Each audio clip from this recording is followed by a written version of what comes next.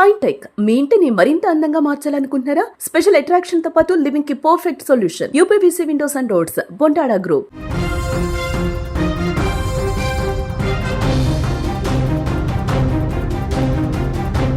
భార్యను చంపి కుక్కర్లో ఉడికించి శరీర భాగాలను చెరువులో పడేసిన దారుణ ఘటన జనవరి నెలలో తెలుగు రాష్ట్రాల్లో ఒక సంచలనంగా మారిన విషయం అందరికీ తెలిసిందే. అయితే ఈ కేసులో తవ్వే కొద్ది పలు కీలక విషయాలైతే వెలుగు చూస్తూనే ఉన్నాయి.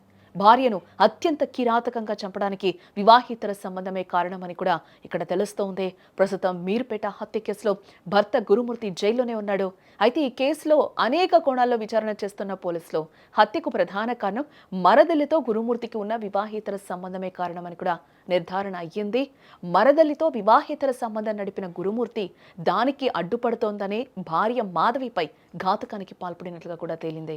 ఈ మేరకు కేసు దర్యాప్తునకు సంబంధించిన పూర్తి వివరాలను తాజాగా ఆధారాలతో సహా పోలీసులు కోర్టుకు సమర్పించినట్లు కూడా తెలుస్తోంది. ఇకపోతే ఈ ఏడాది జనవరిలో వెంకట మాధవి అనే మహిళ కనిపించడం లేదని ఆమె తల్లి మీర్పేట పిఎస్లో కంప్లైంట్ ఇచ్చింది. దీంతో మిస్సింగ్ కేసు నమోదు చేసుకుని పోలీసులు దర్యాప్తు కూడా జరిపారు. అయితే విచారణలో తన భార్యను తానే చంపినట్లు భర్త పుట్టా గురుమూర్తి అంగీకరించడం కూడా జరిగింది.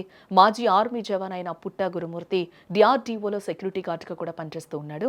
అయితే తన మరదలతో వివాహితర సంబంధం పెట్టుకున్నాడు. ఏ విషయంలోనే భార్య మాధవితో పలుమార్లు గొడవలు కూడా జరిగాయి. అయితే చాలాసార్లు పంచాయతీ చేసినప్పటికీ గురుమూర్తి తీరైతే మారలేదు. ఈ క్రమంలోనే మాధవితో గొడవపడి ఆమెను దారుణంగా హతమార్చడానికి కూడా పోలీసులు కోర్టుకు చెప్పడం జరిగింది.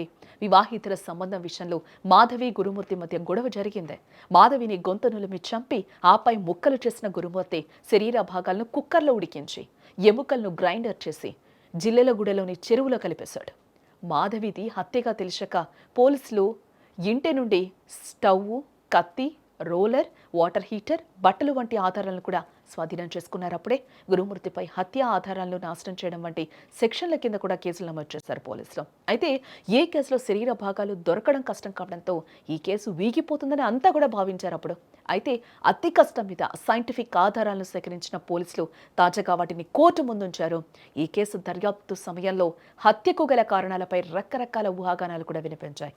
చివరకు వివాహితర సంబంధం కారణంగానే మాధవిని గురుమూర్తి కడ తీర్చినట్లుగా కూడా తెలిపోయింది.